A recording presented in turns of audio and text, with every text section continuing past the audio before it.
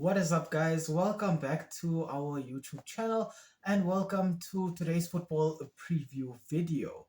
It is almost time for the conclusion of the 2024-25 season, but we do still have some Nations League fixtures to wrap up. So please join me as I talk just a little bit about the first semi-final of this season's UEFA Nations League that is kicking off this Wednesday on the 4th of June. For this one, Germany host Portugal.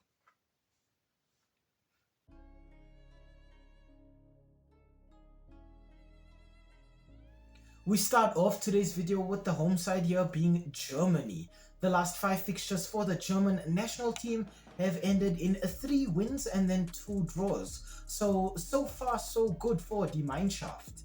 Germany's last match was a 5-4 win over Italy on aggregate in the quarterfinal stages. The first player I have to talk about for Germany is gonna be Bayern Munich defensive midfielder Joshua Kimmich. In 99 appearances for his national team, Kimmich has 8 goals and 26 assists. He operates as a box-to-box midfielder, and Joshua Kimmich uses his stamina and his intelligence to be able to play in a variety of positions, and he always brings so much versatility to any team that he plays with. Causing some damage to the opposition from midfield, I want to talk about Bayer Leverkusen attacking midfielder Florian Wirtz. In 29 appearances for the German national team, Florian Wirtz has scored 6 goals and provided 7 assists. He is the main playmaker for this team, and he uses his passing and his dribbling ability to just inject so much creativity into the German national team. And finally, up front, probably getting a goal or an assist, I want to talk about Arsenal centre forward Kai Havertz, who has 20 goals and 17 assists in 55 appearances for his national team. Kai Havertz operates as a bit of a deep-lying forward who uses his vision and his pace to just be able to constantly contribute to the build-up of the attacking play for the German national team. Tactically, for the German national team, coach Julian Nagelsmann does want his team to be able to counter-attack out wide. This team is full of some very hard-working players, and more often than not, we do see the German national team lining up in that 4-2-3-1 formation. This gives them a good spread across the pitch, but this team has players who will constantly run for each other, both going forward to attack and tracking back to defend.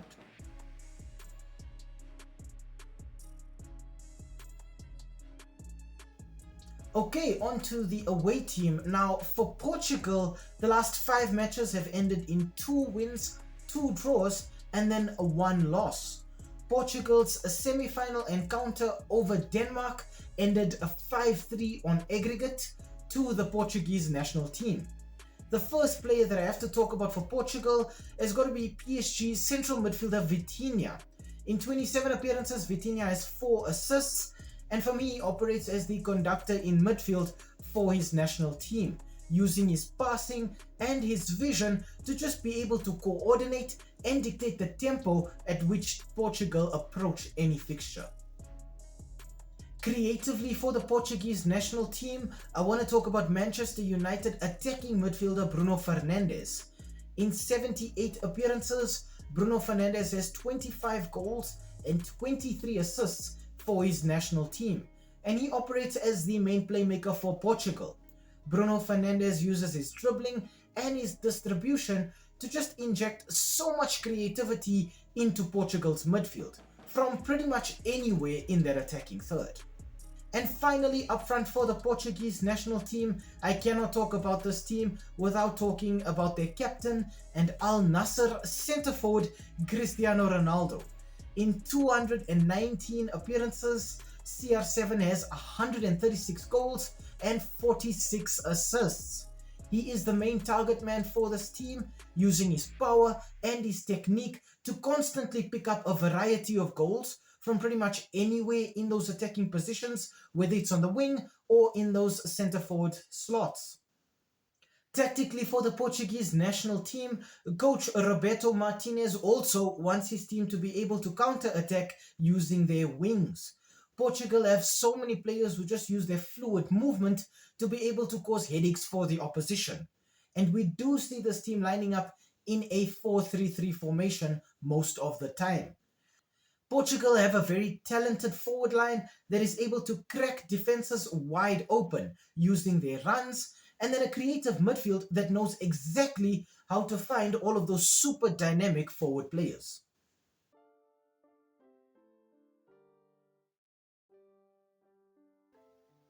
Okay, now looking at the head-to-head between Germany and Portugal, the last 5 fixtures between these European juggernauts have ended in 5 wins for Germany. So absolutely no wins for Portugal and no draws.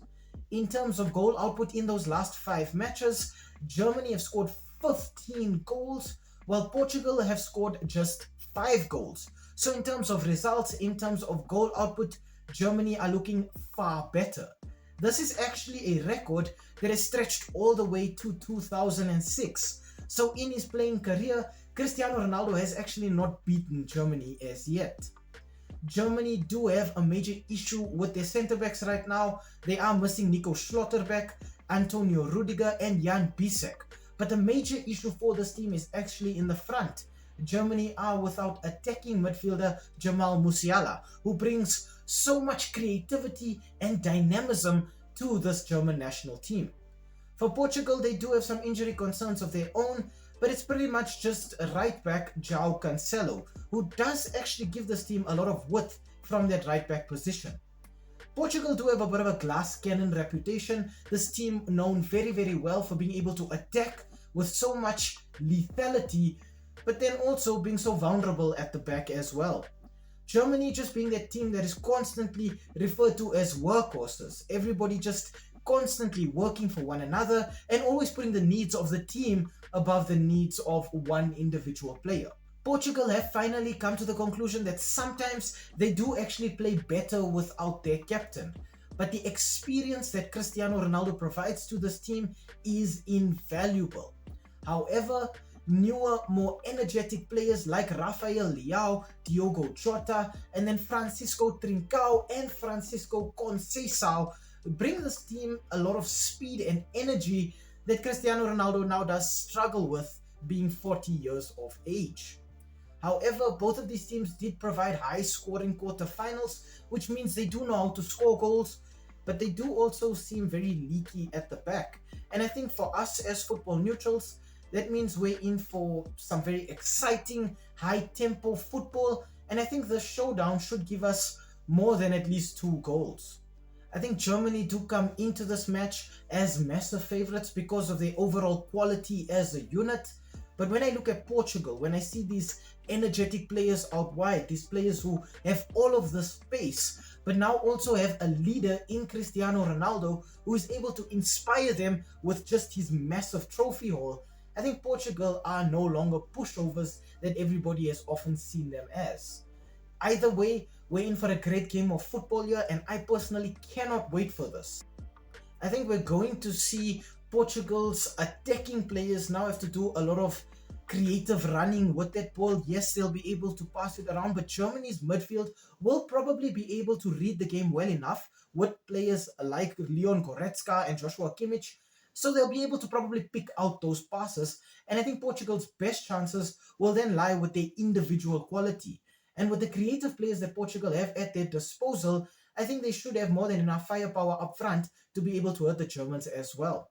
Regardless of who wins in this encounter, I think we will at least have one team in the final of this season's Nations League who will be constantly running on those wings, constantly looking to attack, and will give us some really good moments of pure attacking football brilliance.